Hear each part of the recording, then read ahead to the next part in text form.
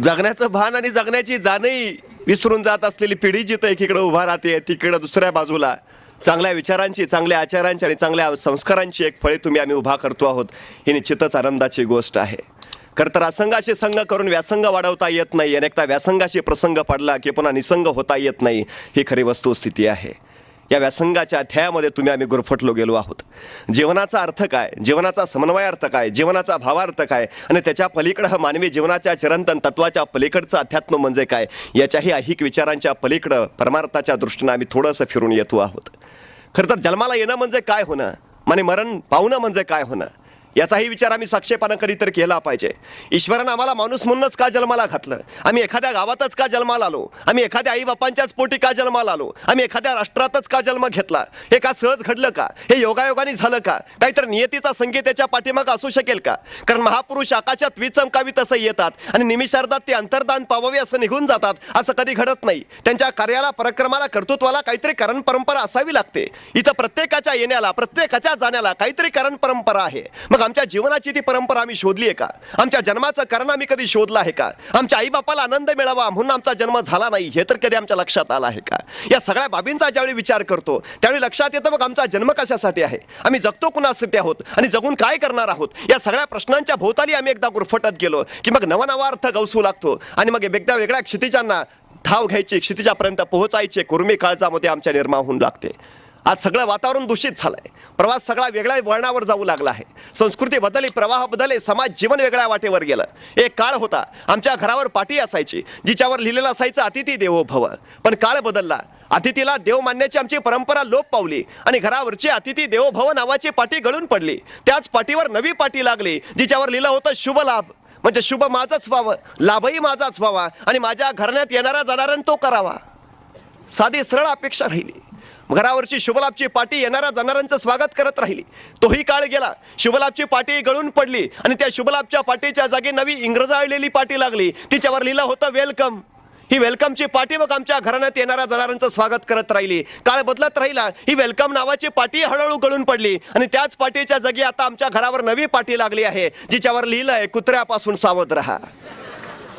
एक काळ होता आम्ही अतिथी देवो भव म्हणणारे होतो, आता मात्र आम्ही कुत्र्यापासून सावध राहा म्हणायला लागलो आहोत. अतिथींना देव मानण्याची परंपरा कुठं आणि लोकांनी आमच्या घरात येऊच नये म्हणून दारात कुत्री बांधण्याची परंपरा कुठं, हा विचार ज्यावेळी आम्ही करतो त्यावेळी आमचा प्रवास कुठं चालला आहे याचाही शोध आम्हाला सहजपणे लागू शकतो.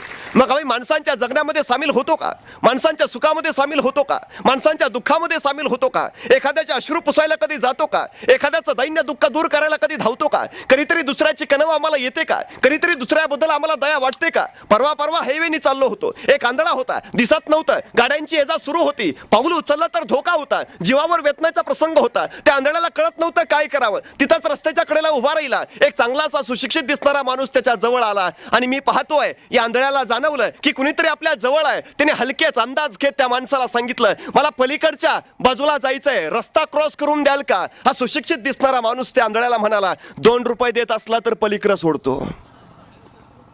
इतक्या विचित्र अवस्थेत आम्ही पोहोचलो. कसलं जगतो आहोत आम्ही, कशासाठी जगतो आहोत आम्ही. माणूस माणसाला जर ओळखायला तयार नसेल तर काय करतो आहोत आम्ही माणूस म्हणून जन्माला येऊन.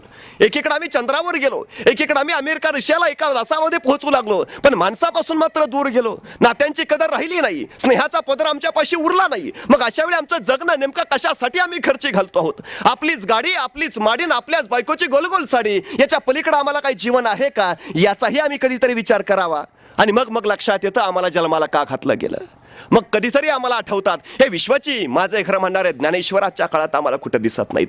आळंदींच्या त्यांच्या पादुकावर प्रकाशाचा लखलखाट असेल आज, पण तो ज्ञानाचा प्रकाश फैलावणारा तो ज्ञानोबा मात्र आम्हाला आज कुठं दिसेन असा झालाय. वी आर ऑल ब्रदर्स म्हणणारे विवेकानंद आज आम्हाला कुठेही भेटत नाहीत. अरे माझ्या भारतीय लोकांना विचारांची नाही, पहिल्यांदा अन्नाची गरज आहे म्हणून भारतात आल्याबरोबर पहिल्यांदा अन्नछत्र उघडणारे विवेकानंद आज आम्हाला किती भेटतायत. कुठल्या संस्कृतीचे पाईक चालू आहोत आम्ही. एक काळ होता आम्ही स्वाभिमानी संस्कृतीचे पाईक होतो, आता मात्र आम्ही श्वान संस्कृतीचे नाईक झालो आहोत. कारण श्वानाचे हल्ली 2च गुणधर्म आम्हाला येतात, पहिला आहे चाटणे आणि दुसरा आहे चावणे. जोपर्यंत मला काही मिळत नाही तोपर्यंत दुसऱ्याचे पाय चाटायचे आणि एकदा मला मिळायला लागलं की मागच्यांना चावत सुटायचे. ही आमची जगण्याची पद्धत झाली. आणि मग अशा आविर्भावामध्ये जगताना सुख सुख म्हणतो ते आम्हाला मिळतं का? आनंद आनंद आम्ही जो शोधतो तो आम्हाला गवसतो का? समाधान समाधान जे आम्हाला हवं असतं ते आम्हाला लाभतं का? कधीतरी आम्ही विचार करावा. मग एवढे श्रीमंत होतो, ऐश्वर्य संपन्न होतो, पण रात्रीची झोप येत नाही आम्हाला. काय हवंय तुम्हाला? मी एखाद्याला विचारतो तुम्हाला काय हवंय, तो म्हणतो मला सुख हवंय. कशात आहे सुख? तो म्हणतो मला पाहिजे त्यात आहे सुख. मग तुला काय पाहिजे? तो म्हणतो मला सुख पाहिजे. अरे मग सुख कशात आहे? मला पाहिजे त्यात आहे. तुला काय पाहिजे? सुख पाहिजे. सुख कशात आहे? मला पाहिजे त्यात आहे. माणूस जन्माला आला, निघून गेला, तरी त्याला काय पाहिजे ते कळालं नाही. सुख कशात आहे उमजलं नाही. कशाच्या पाठीमागं धावतोय आम्ही. आणि मग एखादे कर्मवीर आम्हाला दिसतात. अरे त्यांना वाटलं नसेल का स्वतःच्या पोराला इंग्लंड अमेरिकेला पाठवावं ना? दुसऱ्याच्या एखाद्या पांडुरंग गणपती पाटलाला कशाला खांद्यावर घ्यावं? कशाला त्याच्या बापाची विनवणी करावी? पोरगा बुद्धिमान आहे, चाणाक्ष आहे, हुशार आहे, मी शिकवतो याला. रेल्वेच्या फलाटावरनं अनवाणी पायनी खांद्यावर घेऊन त्या पांडुरंगाला कसाला उचलावं या कर्मवीरांनी? आणि त्याच खांद्यावरनं ते पोर का जावं इंग्लंडला? काय होतं मनात कर्मवीरांच्या? आणि त्या शिवाजींना वाटलं नसेल का? अरे शहाजी राजांचा पुत्र आहे, सरदार पुत्र म्हणून झोकामध्ये राहतो, आईश करतो, घोडी उडवतो मस्त पैकी. या रयतेच्या दुःखावर फुंकर घालायची मला काय कारण आहे? तख्तावर बसून राज्य करेन, आदेश फैलावीन, आज्ञा देईन, बस. कशासाठी केलं सगळं? सर्वांस पोटास लावणी आहे ही उमेद स्वराज्याच्या काळजामध्ये का भरली या राजानं? काय कारण होतं याच्या पाठीमागं? आमच्या सावरकरांनी सांगितलं, मरता मरता मरेतोच होऊन जाईन. अरे 13 वर्षाच्या एखाद्या पोराचे बोल तळपल्या सऱ्या सूर्यासारखे का पेटून उभा राहतात? काय होतं अंतःकरणात त्याच्या वडिलांनी नसेल सांगितलं त्याला, अरे शिक, नोकरी मिळव, आईश कर, 10 आकडी पगार कमव आणि मग सुखानं राहा. कशासाठी केलं सगळं? भगतसिंग, राजगुरू, वासुदेव का गेले फासावर? न्यायालयानं विचारलं तुमची शेवटची इच्छा काय? त्यावेळी आमचा राजगुरू कडारला, आमची शेवटची इच्छा एकच, इंग्रजांनी भारत सोडून जावं. आमच्या इच्छा काय आहेत? आमच्या अपेक्षा काय आहेत? आमच्या महत्वाकांक्षा काय आहेत? काय व्हायचं आम्हाला? कुठं निघालो आहोत आम्ही? भंडारेच्या डोंगरावर ज्ञानसाधना केल्यावर ज्यावेळी सत्याचा अस्तित्व आपल्या काळजामध्ये उतरवलाय, त्यावेळी आमचा 23 वर्षाचा तुकाराम इंद्रायणीच्या काठावर आला. कान्होबाला सांगितलं महाजनकीच्या वह्या घेऊन ये, सावकारकीच्या वह्या घेऊन ये, कुणाचं ये नाही ते एकदा पाहू दे. कान्होबाला कळालं नाही, वह्या घेऊन आला. 23 वर्षाचा आहे तुकाराम. आणि मग त्या वह्या हातात पडल्या बरोबर सगळ्या वह्या इंद्रायणीच्या डोहात बुडवून टाकल्या. येणं एवढं होतं की तुकारामांच्या 5 पिढ्या त्याच्यावर जगल्या असत्या. या तुकारामांना का वाटलं मला कुणाचं येणं नाही, मी कुणाचं देणं नाही? काय होतं करण्याच्या पाठीमागं? हा प्रवास कशासाठी केला होता? कशासाठी जन्माला आले होते? एखादा नामदेव का फिरला जग राहाटी करत? का प्रवास करत? का पदभ्रमंती करत? का लिहिल्या कविता? का लिहिले अभंग? का केलं लोकांना जाग? ज्ञानामृत का पाजली त्यांनी? सुखाने जगता आलं नसतं का? आमच्या महात्मा फुल्यांचं काय झालं? सावित्रीबाई फुल्यांचं काय झालं? सावित्रीबाई म्हणाले असत्या, राजा राणीचा संसार करू, तुमची पोरं आमची पोरं, हम दो हमारे दो, सुखानं जगू. कशाला काही पाहिजे? दुसऱ्यांची पोरं कशाला सांभाळली? कशाला विधव्या घरात घेतल्या? कशाला बाल विवाह रोखले त्यांनी? अन्याय अत्याचार का निपटून काढला? जगता आलं नसतं सुखाने त्यांना? का सगळं झालं? कशासाठी झालं? आम्ही शिवाजींची जयंती पुण्यतिथी का साजरी करतो? आम्ही सावरकरांची जयंती पुण्यतिथी का साजरी करतो? आम्ही टिळकांची जयंती पुण्यतिथी का साजरी करतो? आम्ही शाहूंची जयंती पुण्यतिथी का साजरी करतो? आम्ही कर्मवीरांची जयंती पुण्यतिथी का साजरी करतो? आणि आम्ही गेल्यावर मात्र एक आमच्या वाटणीला फोटो येतो, एका बाजूला जन्म, दुसऱ्या बाजूला मृत्यू, खतम हुई यात्रा. का त्यांच्याच जयंत्या पुण्यतिथी? आमच्या वाट्याला का नाही भाग्य येत? आमच्या वाट्याला महाळच का फक्त? विचार केलाय आम्ही? त्यांची जगणे समाजासाठी होती, स्वतःसाठी नव्हती. ही जगली लोकांसाठी, जनतेसाठी, रयतेसाठी, समाजासाठी. घडवला इतिहास त्यांनी. जग बदलायची ताकद ज्या माणसाच्या ठाई असते ना, तीच माणसं प्रस्थापितांशी झुंज द्यायचं सामर्थ्य राखून असतात. आणि अशीच माणसं जग बदलवायची अपेक्षा ठेवू शकतात. आणि त्यांनीच करावं हे. एखादा येतो, मी म्हणतो काय करायचं आहे? तो म्हणतो मला समाजसेवा करायची आहे. मी म्हणतो का? तो म्हणतो मला आवड आहे. मी म्हणतो नको येऊस यात. समाजसेवा करणं हे काय आवडीचं क्षेत्र नाही, सवडीचं क्षेत्र नाही. आवड आहे ना, नकोच घेऊस. कारण आवड आली की तडजोड आली, आणि तडजोड आली की काम संपलं, थांबलं तिथंच.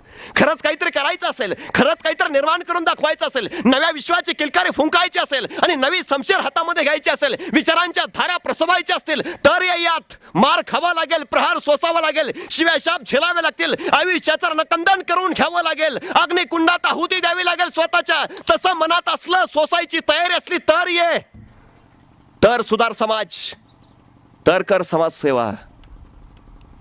नाही शक्य होत. एखाद्याला आम्ही सांगतो अरे चल ना पळ, आग लागली विझूया, तुम्हाला काय मिळणार? एखाद्याला म्हणतो चल ना तो मुलगा बुडायला लागलाय वाचवूया, वाचवल्यावर मला काय मिळणार? अरे चल ना देशासाठी काहीतरी करूया, करेन ना, पण मला काय मिळणार? अरे चल ना गावासाठी काहीतरी करूया, स्वच्छता अभियान राबवूया, पण मला काय मिळणार? अरे कशासाठी जगतो आम्ही, मला काय मिळणार यासाठी? आणि काय आणलंय तुम्ही? आणि ज्यांनी तुम्हाला आणलंय त्यांची तरी किती कदर राखली आम्ही? महाराष्ट्रामध्ये वृद्धाश्रमांची संख्या किती वाढली? कधीतरी एखाद्या वृद्धाश्रमाला भेट द्या, अनेक म्हातारी वृद्ध जोडपी खितपत पडलेली दिसतील तुम्हाला तिथं. सहज प्रश्न विचारा एखाद्या म्हाताऱ्या जोडप्याला, तुमची पोरं काय करतात?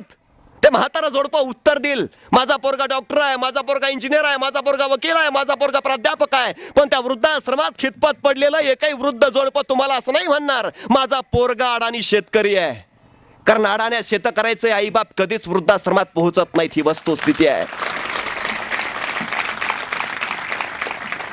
कुणाचे पोहोचतात? मग शिकल्या सवरलेल्यांचे. मग आम्ही काय घेतले शिक्षण हे, काय घेतले संस्कार हे. आणि मग जी पोरं आई बापांना सांभाळू शकत नाहीत ती पोरं समाज काय सांभाळणार? जी पोरं आई बापासाठी जगू शकत नाही ती पोरं समाजासाठी काय जगणार? परवा विद्यापीठांच्या कुलगुरूंच्या मुलाखती झाल्या. राष्ट्रपती APJ अब्दुल कलाम आणि शास्त्रज्ञ रघुनाथ माशेलकर त्या निवड समितीत होते. एक एक उमेदवार येत होता, कुलगुरू व्हायचं होतं त्यांना. आणि APJ अब्दुल कलाम प्रत्येक उमेदवाराला एकच प्रश्न विचारित होते, तुमचे आई वडील काय करतात? कुलगुरू व्हायला आलेल्या प्रत्येक उमेदवाराला एकच प्रश्न, तुमचे आई वडील काय करतात? माशेलकरांना काही कळेना, नियुक्ती करायची कुलगुरू पदासाठी आणि प्रश्न काय विचारताय तर तुमचे आई वडील काय करतात. शेवटी माशेलकरांनी विचारलं APJ अब्दुल कलामांना, अहो कुलगुरू पदाची निवड आहे, प्रशासनातलं काही विचारा, शैक्षणिक क्षेत्रातलं काही विचारा, हा काय प्रश्न झाला काय की तुमचे आई वडील काय करतात? APJ कलाम त्यावेळी कडाडले, अहो जो माणूस आई बापाला सांभाळू शकत नाही तो माणूस विद्यापीठ काय सांभाळणार? येतं आम्हाला सांभाळता, येतं आम्हाला सांगता नाही येत. कसला समाज घडवतोय आम्ही, कसली पिढी घडवतोय आम्ही. आणि मग आमचं जग आम्हाला बरं वाटतं, तेवढं पुरतं खरं वाटतं. आणि मग चालता चालता सगळं चांगलं वाटतं. हे आमचं जग असतं, आम्ही निर्माण केलेलं असतं. आणि मग तरुण पिढी वाहवत जाते, तरुण पिढी वाया जाते, नाक्यावर टक्क्यावर टपोरगिरी करत फिरते, सिगारेटची थोटकावडी थिंडते, बापाच्या पोरावर, बापाच्या खांद्यावर पोराची प्रेतं येऊ लागतात. समाज हळहळतो, वळवळतो, थोडासा सळसळतो, थोडासा चवताळतो. अरे कसं चाललंय, काय चाललंय, कुठं निघाला समाज? कोण जबाबदार आहे याला? पोरांनी थोर व्हावं यासाठी थोरांनी अल्पकाळ पोर व्हावं लागतं. झालो आम्ही? कशाचा अभाव संस्काराचा दिले आम्ही? आपला बाप कोण असेल हे आपल्या हातात नसतं, पण आपण कुणाचा बाप व्हावं हे मात्र आपल्या हातात असतं.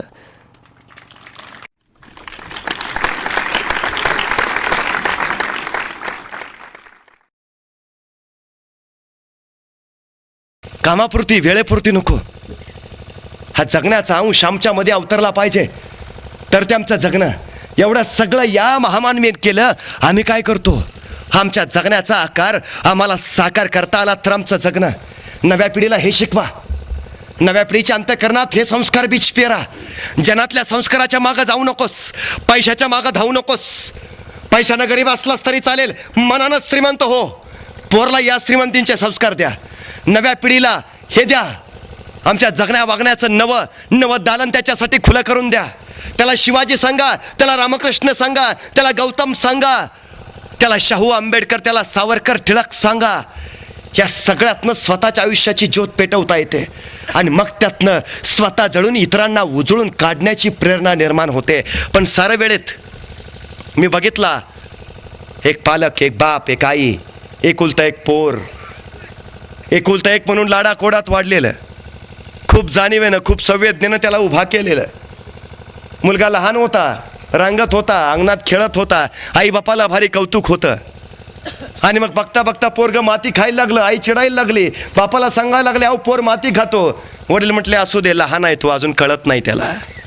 मुलगा मोठा झाला, बघता बघता आता पोरांच्यात खेळू लागला, बघता बघता पोरांची भांडणं व्हायला लागली, 4-2 पोरांना ठोकून माघारी यायला लागला. वडिलांच्या कानावर तक्रार आल्या, वडील आईला सांगू लागले, त्याला सांग जरा, दुसऱ्यांच्या पोरांना मारतो. आई म्हणते, असू दे, अजून कळत नाही त्याला.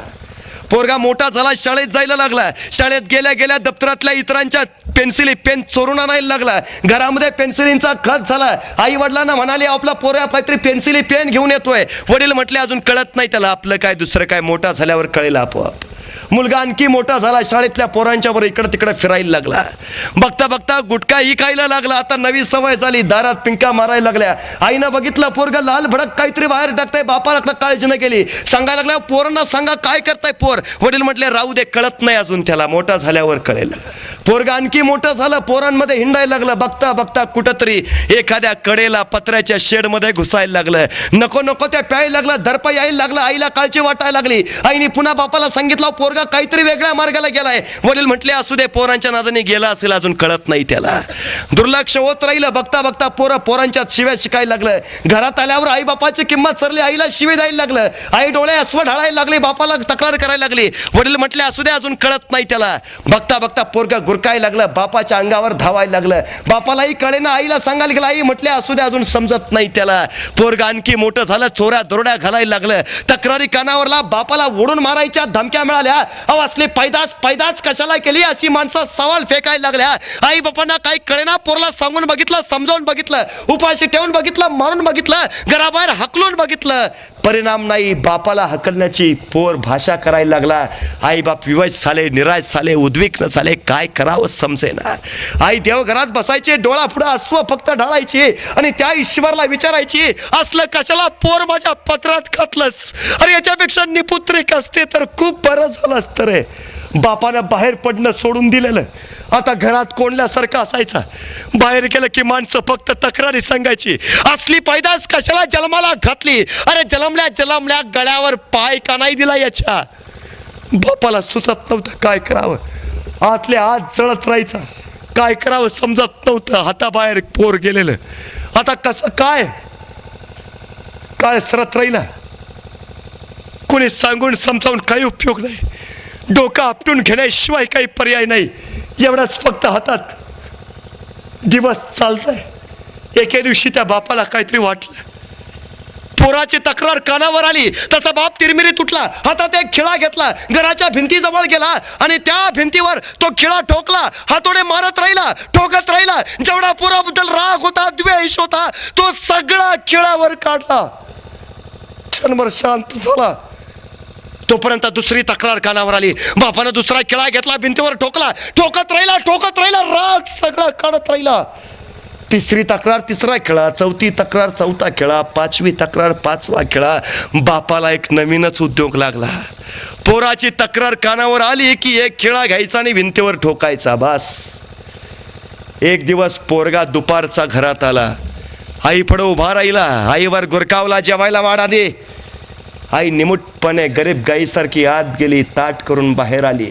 पोराच्या पुढं ताट ठेवलं, पोरग जेवायला बसलं. जेवता घास गिळता पोराचं लक्ष शेजारच्या भिंतीकडे गेलं. भिंतीवर खिळ्यांच्या रांगा दिसल्या, सगळे खिळे टोकलेले, सगळी भिंत भरलेली. पोरं जेवता थांबलं. आईला विचारलं, काय तुमची डोकी बिकी फिरल्यात का काय. आईनं चमकून बघितलं. पोरने विचारलं, एवढ्या भिंतीवर खिळे कशाला ठोकलेत. अरे कपडे टांगायचे आहेत, काय करायचे तर 2-4 खिळे बास ना. अख्ख्या भिंतीवर खिळे कशाला ठोकले. भिंती जास्त झाल्यात का खिळे जास्त झालेत. आई निमुटपणे पोरला म्हटली, मला काय विचारतो. खिळे ठोकले तुझ्या वडिलांना जाऊन विचार. पोराचं जेवण झालं. पोरगं उडून बापा पुढे गेलं.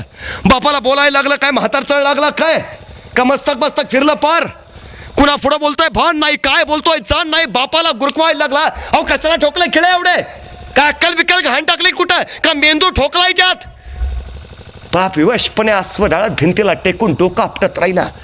पोर म्हणाला, तुम्हाला विचारतोय, ऐकू येतंय की नाही का भैरे झाला. अहो खिळे का ठोकले. तसा बाप उफाळला.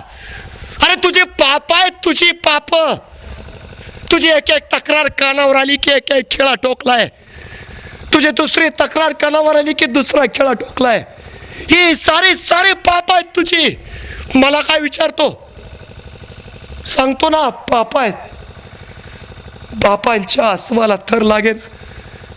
पोरगा क्षणभर शांत झाला, स्तब्ध झाला आणि अचानक पोराच्या दोन्ही डोळ्यात पाणी यायला लागलं. बघता बघता पोरग ढसा रडायला लागलं, बापाच्या पायावर पडलं, बापा पुढे गया वाया करायला लागलं. बाबा बाबा फक्त एक वेळ बाबा फक्त सगळे खेळ काढा. बाबा भगवत नाहीत मला, माझे पापा भगवत नाहीत. बाबा फक्त खेळ काढा. मी चांगला वागतो, चांगला करतो बाबा, फक्त खेळ काढा. बाप तसाच शांत उभा राहिला. पोरानं पायावर डोकं ठेवलं.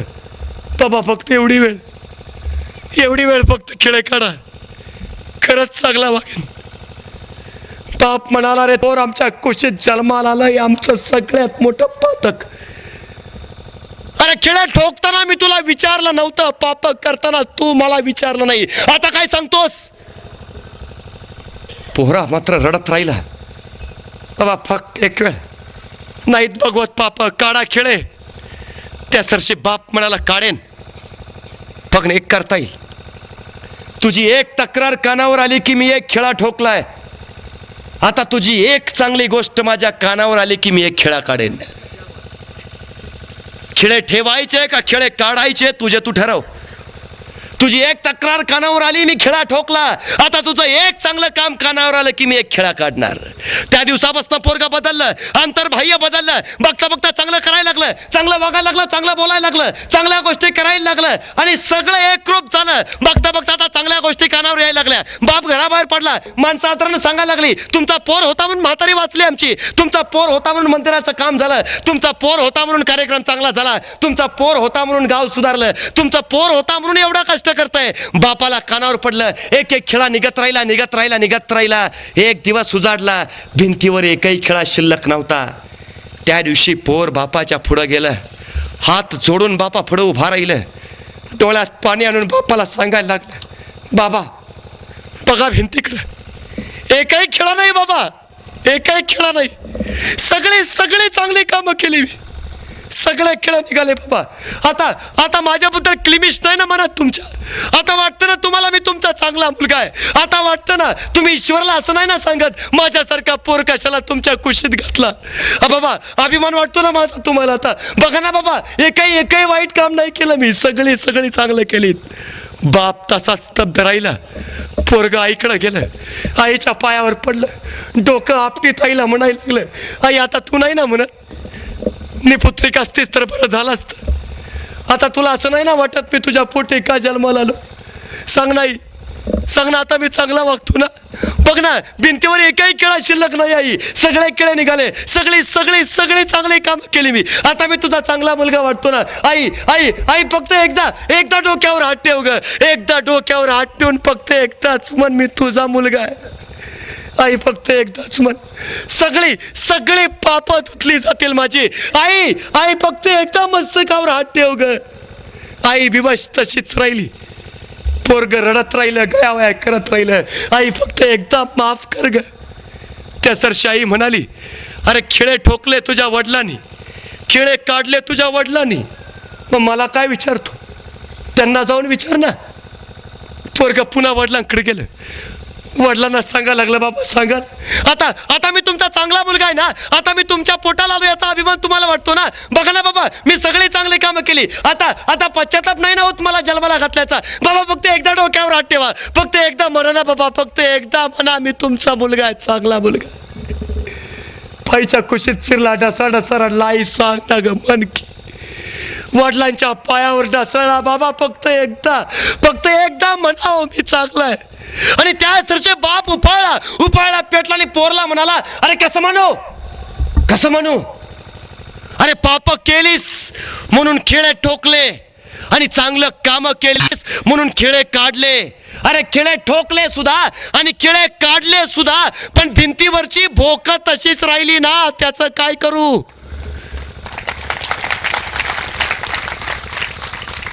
अरे शरीराला झालेल्या जखमा भरून येतात, मनाला झालेल्या जखमा कशा भरून आणू? अरे याच बापाच्या अंगावर मारायला धावून आला होतास, कसं विसरू? त्या आईच्या पदराला हात घातला होता, कसं विसरू? त्या आईच्या अंगावर हात उगारला, कसं विसरू? अरे तुझ्या एक तक्रारी आल्या ना, त्यावेळी कानात गरे पडले, कसं विसरू? बाळा खेळे का ठोकताही येतात आणि खेळे काढताही येतात, पण पडलेल्या भोकांचं काय करायचं? आमच्या आयुष्याचं तत्वज्ञान आमच्या पोरांना हे सांगा. अरे बिघडल्यानंतर घडण्यापेक्षा बिघडूच नये म्हणून घडा ना.